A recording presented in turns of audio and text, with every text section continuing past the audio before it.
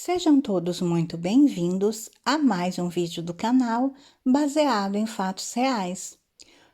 Hoje, mais uma história para vocês, mais uma viagem no tempo. Mas antes de irmos para a história, eu peço a vocês que deixem o like nesse vídeo, que me ajuda muito. Ajuda a impulsionar o canal, faz com que o YouTube entenda que vocês gostam desse conteúdo e assim ele o envia para mais pessoas. Se você chegou até aqui por causa desse vídeo, mas ainda não é inscrito, se inscreva no canal, ative o sininho de notificação. Você que já é inscrito, verifica aí se a sua inscrição está ok, porque assim o YouTube sempre te notifica quando eu postar um vídeo novo. Deixem um comentário, nem que seja um emoji. Eu fico sempre muito feliz de ler. Deixem suas sugestões de histórias, de vídeos, que eu atenderei com prazer na medida do possível. E compartilhem nas redes sociais com os parentes, os amigos, os vizinhos, só para eles virem até aqui, para também conhecerem as histórias do canal e também se inscrever. Sem mais demoras, vamos todos entrar na nossa máquina do tempo e viajar para o ano de 1973.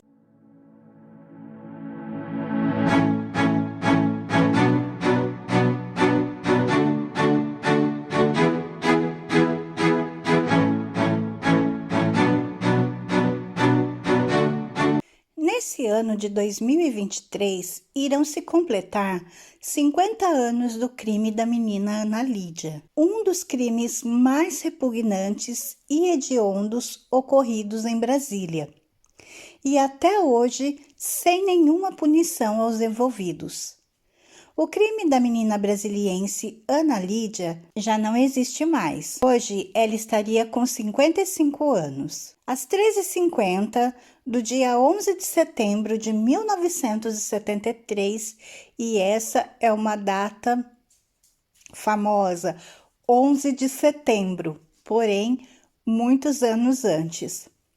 Era uma terça-feira típica da seca que castigava Brasília, e começou a ser escrita uma história de terror que comoveu e revoltou e até hoje mexe com os moradores da capital.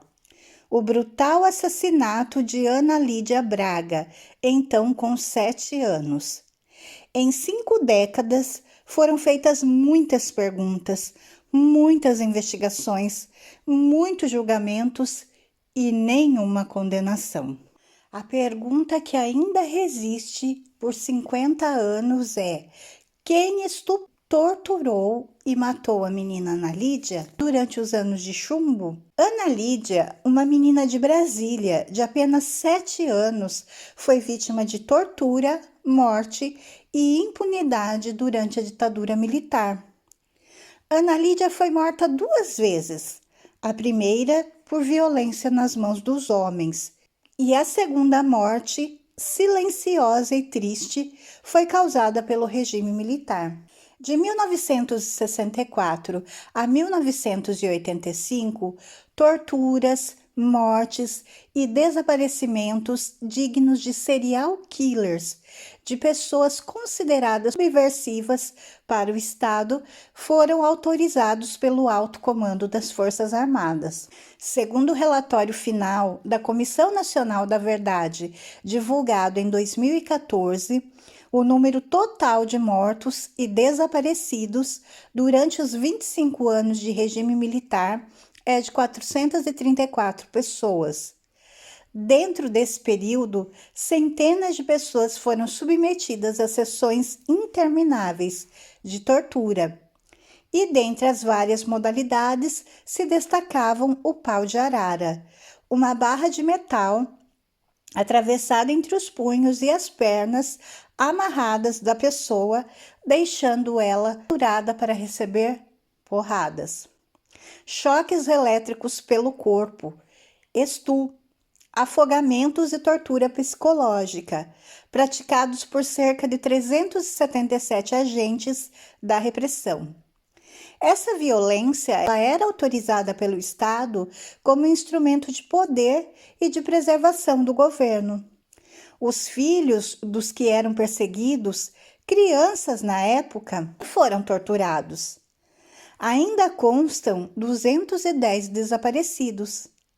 Na Vala de Perus, localizada no cemitério Dom Bosco, em São Paulo, foram encontradas mais de 1.000 ossadas de indigentes, perseguidos políticos e vítimas de esquadrões da morte. Até hoje, a maioria segue sem identificação por conta da influência do tempo e da natureza. Também estima-se que 8.000 indígenas foram mortos pelo regime sob a desculpa de serem um atraso para o desenvolvimento da nação. No entanto, durante o mar de violência dos assim chamados Anos de Chumbo, 2 crimes se destacaram em suas similaridades. São 2 crianças, 2 meninas, Araceli e Ana Lídia, que foram mortas em maio e setembro de 1973, com 7 e 8 anos de idade. As mortes, apesar de serem separadas geograficamente, são quase iguais. Ambas foram torturadas pelos assassinos por longas horas e largadas em um matagal para serem engolidas pela terra e, eventualmente, esquecidas. Os 2 crimes não possuem ligação entre si, além das características macabras e do perfil dos suspeitos principais. Todos eram membros de famílias influentes, política ou economicamente. Mas hoje nós vamos nos concentrar em Ana Lídia. Em 11 de setembro de 1973, Ana Lídia Braga, 7 anos, foi deixada na porta do colégio Madre Carmen Sales pelos pais Heloísa Rossi Braga e Álvaro Braga, às 13h50 para ter aulas de reforço. Como sempre, eles se despediram da filha com um beijo e prometeram que a Rosa, a empregada doméstica da família, buscaria a menina às 16 horas.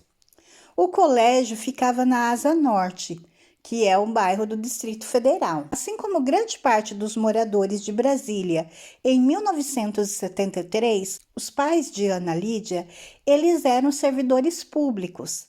Ambos trabalhavam no Departamento de Serviço de Pessoal, o DASP, e viviam na capital planejada, tomada pelo regime militar, em clima de cidade pequena e muito concentrada em famílias de classe média. A escola da filha era próxima à casa da família, onde também moravam os irmãos Álvaro e Cristina. Cristina tinha 20 anos, Álvaro 18 e a pequena Ana Lídia 7. Os pais eram casados há mais de 20 anos. Mesmo Brasília sendo pacata, era até descrita na época como a cidade dos sonhos para algumas pessoas. O pai e a mãe da Ana Lídia, eles eram pais muito amorosos, muito cuidadosos. Então, eles ensinaram a menina a não falar, a aceitar coisas ou acompanhar estranhos, além de proibi-la sair sozinha na rua. Ela era o xodó da família, a caçulinha, a pequenininha. Uma menina linda, loira, de olhos azuis. A menina, então, é deixada ali na porta da escola pelos pais, como todo dia era uma rotina da família. Lembrando que nós estamos em 1973, tudo era muito diferente, as coisas eram mais tranquilas. Brasília era uma cidade jovem, recém-construída, tudo muito bonito, muito pacato. O jardineiro da escola diz que assim que os pais deixaram ela na escola e se foram, ele viu um homem alto, loiro e magro que segurava um livro vermelho na mão e abordou a menina logo ali na entrada da escola. Sem alarde ou resistência, a criança saiu como um misterioso homem pelo portão lateral do colégio e mais para frente entrou no carro com outro.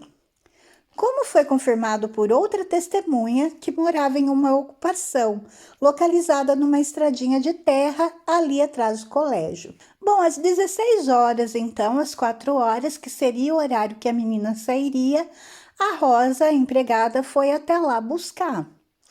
E informaram ela que a menina não estava na escola. Então ela ficou desesperada, não, mas a patroa deixou ela aqui, falou que eu tinha que vir buscar e onde que tá então a menina? Então a freira da escola, porque era um colégio de freiras, liga para a mãe de Ana Lídia e diz: Nós queríamos confirmar se a senhora deixou a menina aqui na escola, se ela veio para a escola. Aí a mãe diz: Sim, ela está aí. A madre então diz: Não, ela não está aqui. A sua empregada veio até aqui para buscar a menina, porém ela não está aqui. Então é melhor que a senhora venha imediatamente para cá. É o esposo e começa aquele desespero. Eles saem correndo do trabalho, vão até a escola. Isso era às 16 horas que a Heloísa, então, descobriu não só que a filha sumiu, como ela sequer chegou a assistir às aulas de reforço. Procurou desesperado o marido e pediu para Álvaro e a namorada, Álvaro que era o filho mais velho, e a namorada saírem pelo bairro procurando a irmã. Mas nada. Às 17 horas, eles já acionaram a polícia sobre o desaparecimento. Às 19h45, o delegado da 2ª Delegacia de Polícia, José Ribamar Moraes, recebeu uma ligação anônima afirmando que estavam com Ana Lídia e queriam 2 milhões de cruzeiros pelo resgate, que vale hoje a 250 mil reais. O próprio Ribamar se assustou com a quantia pedida e alertou para o autor da ligação que a família Braga era de classe média e provavelmente não tinha essa quantia disponível. Não houve mais nenhuma tentativa de contato, além de uma carta deixada no supermercado da Asa Norte, endereçada a Álvaro Braga, pedindo 500 mil cruzeiros para ter a filha de volta. Até o fim da noite, os policiais encontraram alguns pertences de Ana Lídia espalhados pela região, como seu material escolar e a boneca Suzy, que estava consigo na mochila. No dia seguinte, por volta das 13 horas, o agente Antônio Moraes de Medeiros estava quase perdendo as esperanças quando encontrou o corpo de Ana Lídia em uma cova rasa no cerrado próximo ao Centro Olímpico da UMB. Ana Lídia estava com as madeixas loiras e onduladas, cortadas irregularmente rente ao couro capilar. Parte dos seus cílios da pálpebra superior esquerda foram arrancadas e ela estava nua, de bruços e com a face virada para o chão. Seu corpo estava cheio de hematomas e escoriações. Os órgãos genitais estavam destruídos. A polícia apontou então que houve ali uma certa violência, uma violência S, após a morte da menina, pela característica ali dos ferimentos que eles conseguiram observar. No local da desova do corpo havia 2 marcas de coturno e 2 preservativos e um lenço de papel. Fluidos corporais normalmente são liberados em momentos íntimos. Tudo isso foi registrado pelos investigadores. A suspeita é que a menina de 7 anos tenha sido morta entre 4 e 6 horas da manhã no dia 12 de setembro por asfixia. O assassino manteve o rosto de Ana Lídia enfiado na terra, obstruindo as narinas e a boca, até a menina literalmente engolir terra e não conseguir mais respirar. 22 horas depois do desaparecimento, a família recebeu a terrível confirmação de que a caçula foi violentamente assassinada. O jardineiro do colégio, ele foi interrogado pela polícia e ele reconheceu e acusou Álvaro, o irmão dela, como sendo o homem que veio conversar com Ana Lídia na porta do colégio. De fato, o irmão dela realmente tinha as características do suspeito. Porém, os pais afirmaram que o filho estava no carro com eles na hora em que deixaram a irmã. Fato que foi contestado por testemunhas oculares que viram o banco traseiro do carro vazio e que também nunca foi investigado mais a fundo pela polícia esse fato. Então, os pais falaram que o Álvaro estava com eles no banco de trás e a mãe disse que o havia deixado na rodoviária para ele ir ao Detran. Então, a polícia poderia ter investigado mais fundo se ele realmente foi até a rodoviária, se ele realmente foi ao Detran, e mais fundo nisso, porém, não investigado. Porém, a acusação pesou em cima de Álvaro, porque na época havia um suposto, também não é confirmado, tá? Então, havia um suposto envolvimento dele com substâncias ilícitas. Quando ele foi interrogado, o Álvaro disse que só tinha fumado a verdinha, vocês sabem, 3 vezes. E que recentemente ele havia pedido dinheiro, sim, aos pais, emprestado, mas que era para interromper a gravidez da sua namorada, a Gilma Eli Varela Albuquerque, que estava grávida de 1 mês. Nisso, surge então outro nome no rol de suspeitos, que era Raimundo Lacerda Duque, que foi apontado como um traficante de Brasília ou como um homem de vida turbulenta por causa do seu vício em entorpecentes. O surgimento do Duque nas investigações começou a levar a polícia para ligações mais perigosas. Não se sabe ao certo, mas a suspeita é que Álvaro e Gilma venderam Ana Lídia para Duque e mais um grupo de filhos de políticos influentes do Distrito Federal para quitar dívidas de drogas. E aqui eu faço um adendo. Desde o começo, a suspeita do assassinato de Ana Lídia envolve filhos de político, pessoas de renome, etc. Entre eles está uma pessoa, um homem, que na época era um menino, um adolescente também. Ele estaria supostamente envolvido nesse caso, e eu digo para vocês, esse homem ele foi presidente do Brasil. Porém, eu não vou citar o nome dele aqui porque eu encontrei essa informação em 2 fontes. Uma das fontes diz ter absoluta certeza do envolvimento dele, porém, ele nunca foi julgado, ele nunca foi sequer acusado, então não sou eu que vou acusá-lo publicamente. Embora já existam fontes que já fizeram isso. Porém, eu não vou repetir esse erro. Mas sim, entre esses estaria uma pessoa importantíssima e que já foi até presidente do Brasil. Na época era um jovenzinho também. Segundo a cronologia do caso, Álvaro teria levado a irmã até Duque, que a levou até o sítio de Eduardo Rezende, que era um senador capixaba, em Sobradinho. Lá, eles aguardaram o filho do senador, o Rezendinho, e o Buzaidinho, que ele era assim chamado, que era o filho de Alfredo Buzaide, que era o Alfredo Buzaide Júnior, chamado de Buzaidinho. O Buzaidinho, o pai dele, o Alfredo Buzaide, era então ministro da Justiça. Supostamente, eles teriam violado a menina durante 17 horas e depois haviam desovado o corpo. A presença desses 2 nomes graúdos nas investigações teria sido um empecilho para a polícia por diversos motivos. Sendo a ditadura militar o maior deles, Rezendinho, o filho de um senador, vice-líder na Arena do Senado, e Buzaidinho, filho do ministro Alfredo Buzaide. Alfredo Buzaide, o pai, não era qualquer peão em Brasília. Quem estuda ou já estudou processo civil reconhecerá o sobrenome como um importante jurista e o grande pai do Código de Processo Civil de 1973, o qual foi o principal colaborador.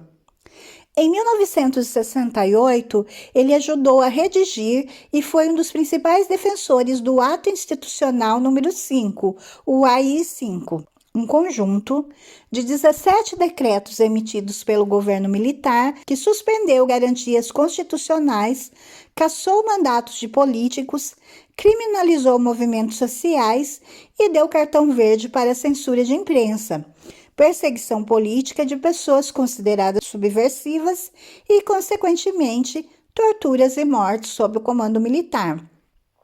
Após o AI-5, Buzaide tomou posse do Ministério da Justiça durante o mandado do general do Exército, o Médici, o Emílio Garrastazu Médici, ou Médici, de 1969 a 1974.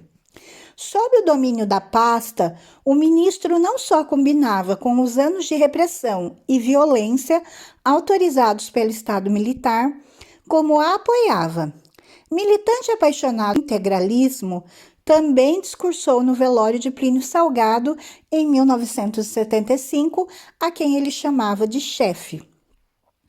O suposto crime do Buzaidinho não era só uma mancha no currículo imaculado do ministro, mas também era uma afronta à própria imagem do regime militar como um símbolo de ordem, progresso e moralidade. Não é possível cravar que esse foi o exato motivo, mas a presença de filhos de homens poderosos no rol de acusados no inquérito desacelerou bastante as investigações. Não foram colhidas provas materiais que poderiam ligar Álvaro, Duque e Buzaide ao crime. E em 1974, uma ordem desceu nas redações proibindo qualquer publicação sobre o caso. Então, a imprensa foi proibida de noticiar, de falar, de divulgar qualquer coisa sobre o caso e sobre esses envolvidos. Essa ordem veio no dia 20 de maio, através do Departamento de Polícia. Estava escrito assim: de ordem superior, fica terminantemente proibida a divulgação, através dos meios de comunicação social, escrito, falado, televisado, comentários, transcrição, referências e outras matérias sobre o caso Ana Lídia e Rosana. A Rosana referida na ordem é Rosana Ferrari Pandim, uma menina de 11 anos que desapareceu em 1973 em Goiânia quando ia para a escola. Até hoje, o seu paradeiro é desconhecido, caso que nós também vamos nos aprofundar aqui no canal. Não se sabe o motivo do Departamento de Polícia também querer vetar reportagens sobre o seu desaparecimento. Por quê? Porque quando há um desaparecimento assim, e as primeiras horas, os primeiros minutos, se a imprensa entra no caso, é fundamental, porque nos primeiros momentos ali, nas primeiras horas, normalmente quem está com aquela pessoa, ou com aquela criança, ou com aquela pessoa, com aquele idoso, seja com quem for, a pessoa ainda costuma se deslocar, vai aqui, vai ali. Então, é nisso que a divulgação imediata do desaparecimento e foto se torna muito importante. Pode ser o fator decisivo que ajude a solucionar o caso e trazer essa pessoa para casa.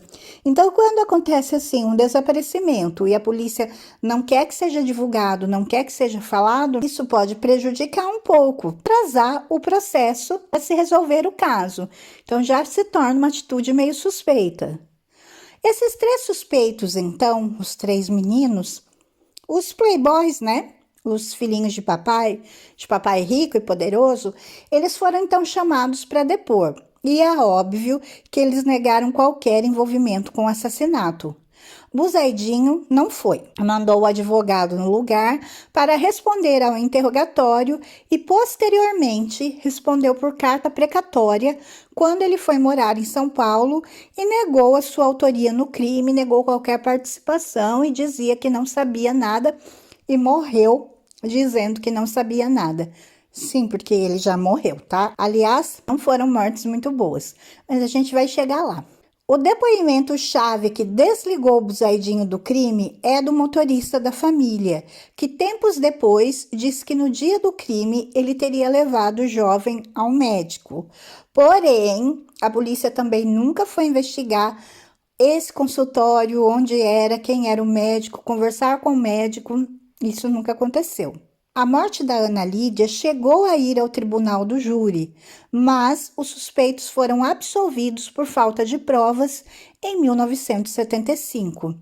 O crime prescreveu em 1993. Buzaidinho morreu em um acidente de carro em 1975, aos 19 anos, portanto, 2 anos só depois do ocorrido com Ana Lídia, o Buzaidinho já morreu num acidente de carro, quando ele voltava de Ponta Grossa, no Paraná.